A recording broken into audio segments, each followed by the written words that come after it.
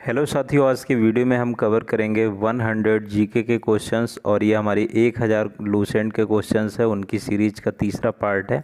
अगर 2 पार्ट नहीं देखे हैं उन्हें देखें, बहुत ही कम समय में आपका रिवीजन हो जाएगा। चलिए वीडियो को स्टार्ट करते हैं। ताजमहल का निर्माण किसने करवाया था? तो ताजमहल का निर्माण है शाहजहाँ ने करवाया था। नेक्स्ट क्वेश्चन देखते हैं। ताजमहल की रूपरेखा किसने तैयार की थी? तो रूपरेखा तैयार की थी उस्ताद ईसा ने।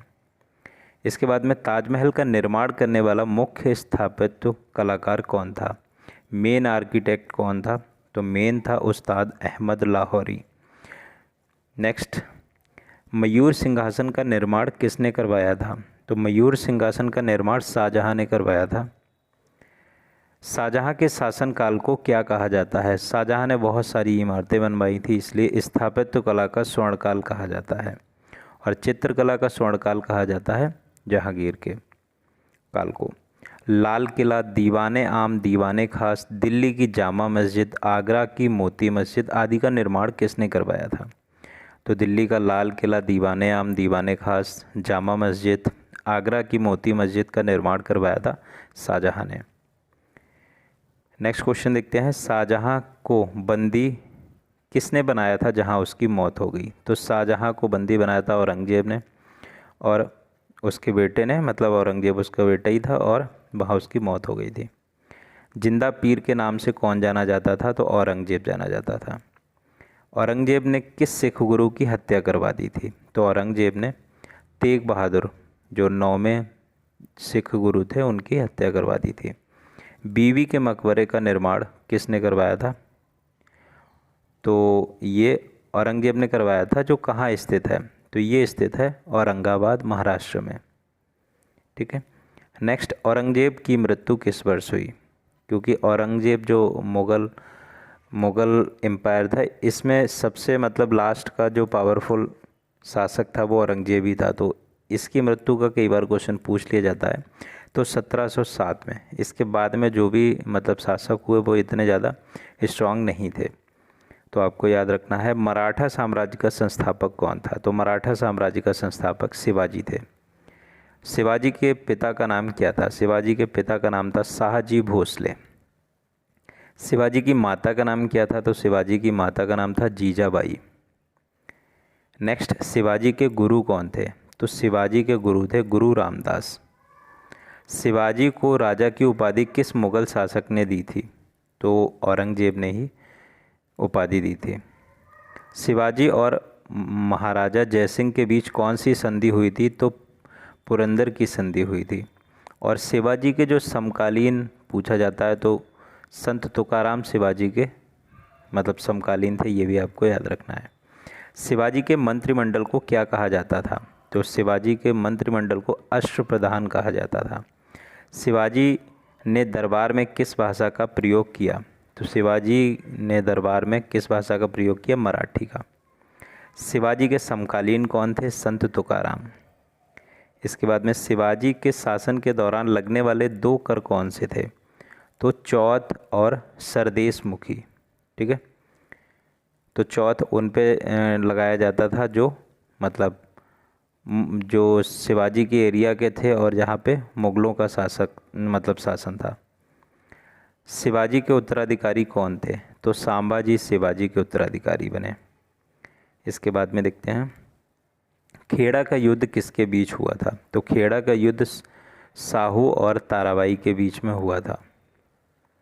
दिल्ली पर आक्रमण करने वाला प्रथम पेशवा कौन था? तो बाजीराव प्रथम दिल्ली पर आक्रमण करने वाला पहला पेशवा था। बाजीराव मस्तानी, अगर मूवी देखी होगी तो आपको पता होगा।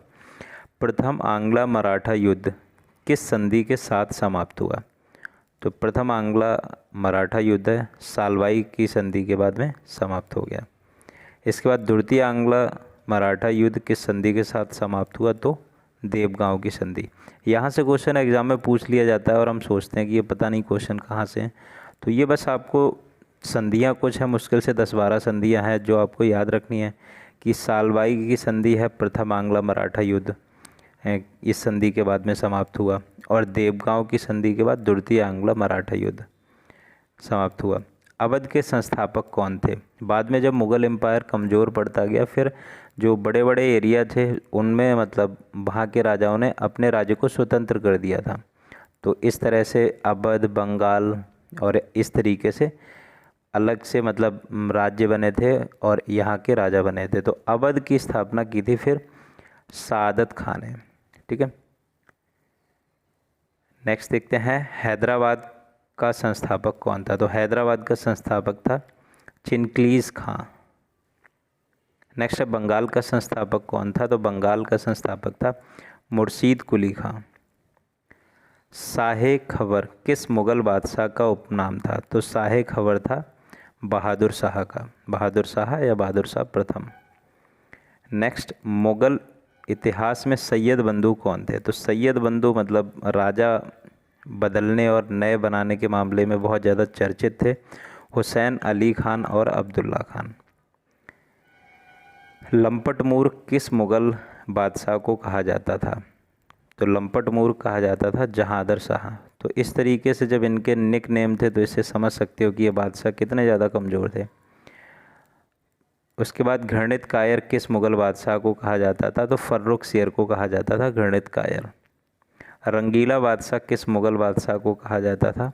तो मोहम्मद शाह को कहा जाता था रंगीला बादशाह। ईरान के सम्राट नादिर शाह ने 1739 ईस्वी में दिल्ली पर आक्रमण किया। उस समय दिल्ली का शासक कौन था? तो उस समय मोहम्मद शाह दिल्ली का शासक था। कोहिनूर हीरा और तख्ते ताउस कौन लूट कर ले गया? तो कोहिनूर हीरा और तख्ते ताउस जो है वो नादिर शाह ही लूट के ले गया था। ठीक है, किस मुग़ल बादशाह के शासनकाल में अंग्रेज़ों ने दिल्ली पर कब्जा कर लिया? जो अंग्रेज़ व्यापार करने के लिए आए थे इन्होंने कब्जा कर लिया था मोहम्मद शाह के ही शासनकाल में। फिर उसके बाद में तो मतलब नाम मात्र के लिए इन मुग़ल बादशाहों को पेंशन के रूप में वार्षिक में कुछ पैसे दिए जाते थे और शासन अंग्रेज़ों का ही चलता था इस तरीके से। नेक्स्ट है पानीपत का तृतीय युद्ध कब मराठा एवं अहमद शाह अब्दाली के सेना के बीच हुआ? तो ये 1761 ईस्वी में हुआ था। अंतिम मुग़ल सम्राट कौन थे? तो अंतिम मुग़ल सम्राट बहादुर शाह जफ़र थे। इनका नाम इतनी इज्जत के साथ इसलिए भी लिया जाता है क्योंकि 1857 की जो क्रांति हुई थी तो इसमें ये इन्होंने नेतृत्व किया था, सबसे बुज़ुर्ग थे और इन्होंने नेतृत्व भी किया था। हालांकि बाद में इन्हें जेल भेज दिया था अंग्रेज़ों ने। 1857 की क्रांति में भाग लेने के कारण अंग्रेज़ों द्वारा बहादुर शाह जफ़र को बंदी बनाकर कहाँ भेज दिया गया? तो रंगून की जेल में भेज दिया गया था। लाल किला स्थित हीरा महल किसने बनवाया था? लाल किला में स्थित हीरा महल है ये बहादुर शाह जफ़र ने बनवाया था। वास्को डी गामा भारत कब आया था? तो 1498 ईस्वी में वास्को डी गामा भारत आया था। नेक्स्ट क्वेश्चन है वास्को डी गामा भारत किस बंदरगाह पर पहुंचा? तो ये कालीकट के बंदरगाह पर पहुंचा। भारत में प्रथम पुर्तगाली वायसराय बनकर कौन आया था? तो सबसे पहले भारत में पुर्तगाली आए थे, ये बात आपको याद रखनी है व्यापार करने के लिए, जिसमें 1498 में वास्को डी गामा पहला पुर्तगाली था। तो वायसराय बनाकर भेजा था फ्रांसिस्को द अल्मेडा को। पुर्तगालियों ने अपनी पहली व्यापारिक कोठी कहाँ खोली थी? तो कहाँ खोली थी?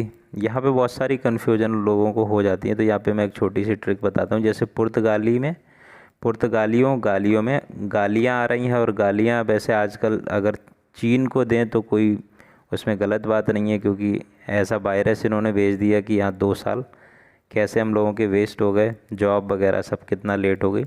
तो कोचीन में भी चीन आता है और चीन को गालियाँ देते हैं लोग, पुर्तगालियाँ। तो आपको ये शायद याद रहेगा।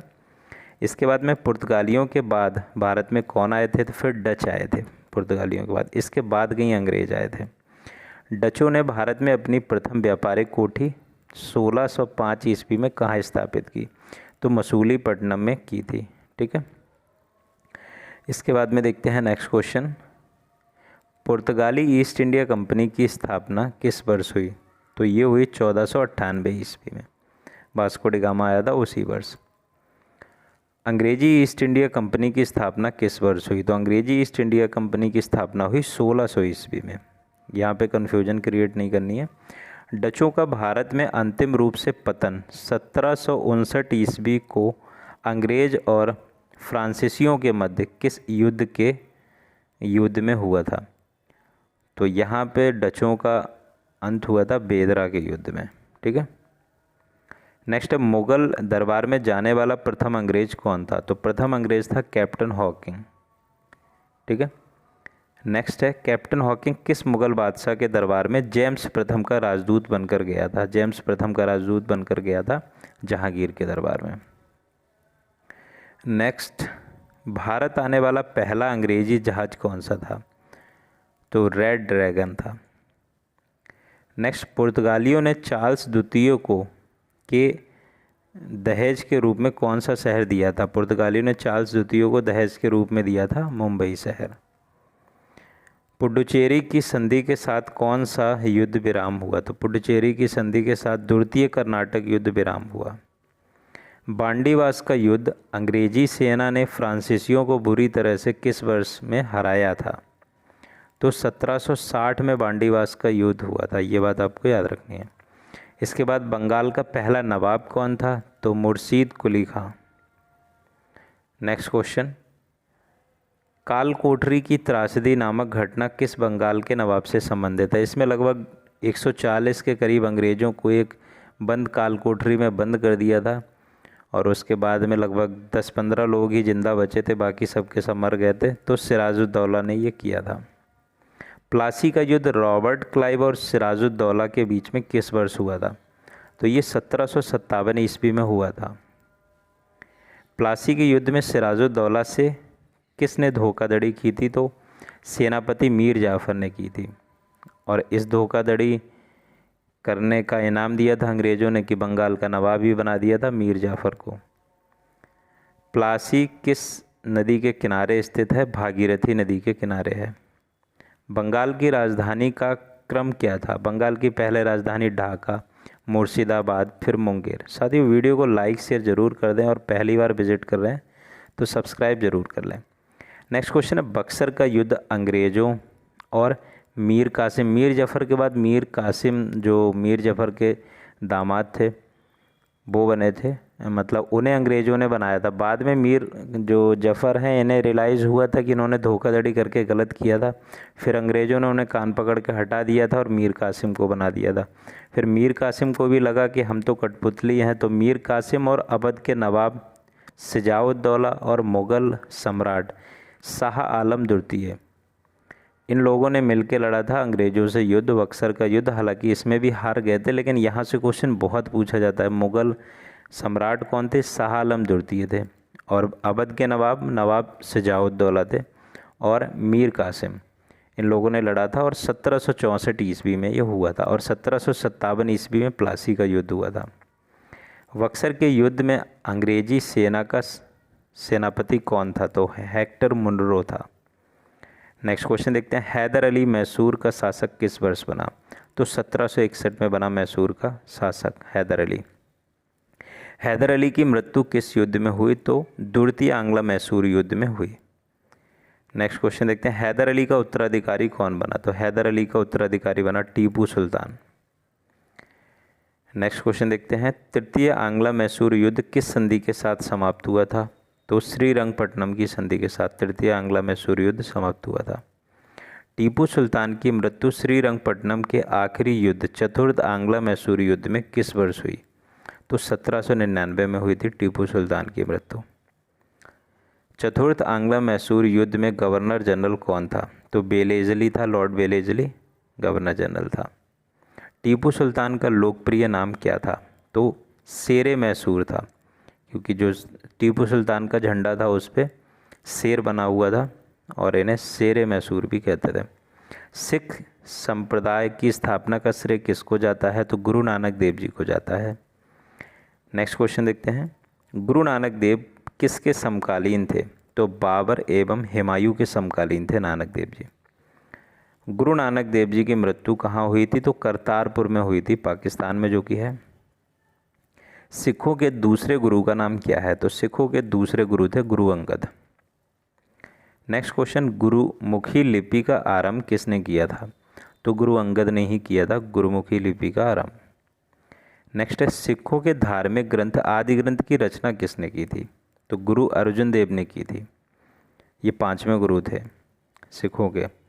नेक्स्ट है अमृतसर स्थित हरमिंदर साहब, जो गोल्डन टेम्पल है इसका नाम है हरमिंदर साहब, का निर्माण किसने करवाया था? तो गुरु अर्जुन ने करवाया था। किसकी सहायता करने के कारण जहांगीर ने गुरु अर्जुन को मरवा दिया था? तो राजकुमार खुसरो की मदद करने के लिए। और 9वें गुरु तेग बहादुर थे, उन्हें मतलब औरंगजेब ने मरवा दिया था। तो ये आपको याद रखना है। सिखों के 9वें गुरु कौन थे? गुरु तेग बहादुर। सिखों के 10वें एवं अंतिम गुरु कौन थे? गुरु गोविंद सिंह। और इसके बाद गुरु ग्रंथ साहिब को ही गुरु मान लिया गया था। गुरु गोविंद सिंह का जन्म 1666 ईस्वी में कहाँ हुआ था? तो पटना में हुआ था। नेक्स्ट, गुरु गोविंद सिंह के पुत्रों का नाम क्या था? फतेह सिंह और जोरावर सिंह, जिन्हें दीवाल में चुनवा दिया गया था। खालसा पंथ की स्थापना किसने की थी? तो गुरु गोविंद सिंह ने खालसा पंथ की स्थापना की थी। महाराजा रणजीत सिंह कहाँ के शासक थे? तो लाहौर के शासक थे। नेक्स्ट, प्रथम आंग्ला सिख युद्ध कब हुआ था? तो 1845 से 46 ईस्वी में हुआ था प्रथम आंग्ला सिख युद्ध। द्वितीय आंग्ला सिख युद्ध कब हुआ था? तो ये 1849 में हुआ था। ठीक है, पहला हुआ था 1845 और 46 में, द्वितीय हुआ था 1849 में। बंगाल का पहला गवर्नर कौन था? तो बंगाल का पहला गवर्नर था रॉबर्ट क्लाइव। देखो, बंगाल का पहला गवर्नर पूछे तो रॉबर्ट क्लाइव, और बंगाल का पहला गवर्नर जनरल पूछे तो आगे देखेंगे अभी। ठीक है, द्वितीय शासन की व्यवस्था किसने लागू की थी? तो रॉबर्ट क्लाइव ने लागू की थी द्वितीय शासन की व्यवस्था। किस रेगुलेटिंग एक्ट के अंतर्गत बंगाल के गवर्नर को अंग्रेजी क्षेत्र का गवर्नर जनरल कहा जाने लगा? तो रेगुलेटिंग एक्ट 1773 के बाद। ठीक है, भारत में कंपनी के अधीन पहला गवर्नर जनरल कौन बना? तो पहला गवर्नर जनरल बना था वॉरेन हेस्टिंग्स। ठीक है, नेक्स्ट है the Asiatic Society of Bengal की स्थापना किसने की थी? तो the Asiatic Society of Bengal की स्थापना की थी सर विलियम जोन्स ने। नेक्स्ट है भारत का पहला समाचार पत्र द बंगाल गजट का प्रकाशन किसने किया था? तो जेम्स हिक्की ने किया था। नेक्स्ट, पिट्स इंडिया एक्ट 1784 ईस्वी में किसके शासनकाल में हुआ था? तो वारेन हेस्टिंग्स के शासनकाल में। स्थायी बंदोबस्त की पद्धति किसके शासनकाल में लागू हुई थी? स्थायी बंदोबस्त, तो ये हुई थी लॉर्ड कॉर्नवालिस के। और नागरिक सेवा का जनक किसे कहा जाता है? ये सिविल सेवा का जनक तो लॉर्ड कॉर्नवालिस को ही कहा जाता है। सहायक संधि की पद्धति किसने लागू की थी? लॉर्ड बेलेजली ने। इसके बाद में फोर्ट विलियम कॉलेज कहाँ स्थित है? तो कोलकाता में स्थित है, जो यहाँ पे जो सिविल सेवा की यहाँ पे ट्रेनिंग होती थी। नेक्स्ट देखते हैं, किस वायसराय ने स्वयं को बंगाल का शेर कहा था? तो लॉर्ड बेलेजली ने ही कहा था खुद को बंगाल का शेर। एंड नेक्स्ट क्वेश्चन, बंगाल के गवर्नर जनरल को भारत का गवर्नर जनरल किस चार्टर एक्ट के द्वारा कहा जाने लगा? तो ये 1833 ईस्वी के चार्टर एक्ट के द्वारा कहा जाने लगा। तो साथियों, वीडियो को लाइक ज़रूर कर दें। अगला वीडियो जिसमें 100 क्वेश्चंस होंगे वो आपको ताकि मिल सके। और वीडियो को PDF बहुत जल्द टेलीग्राम चैनल पर अपलोड कर दी जाएगी, उसे भी ज्वाइन कर लें।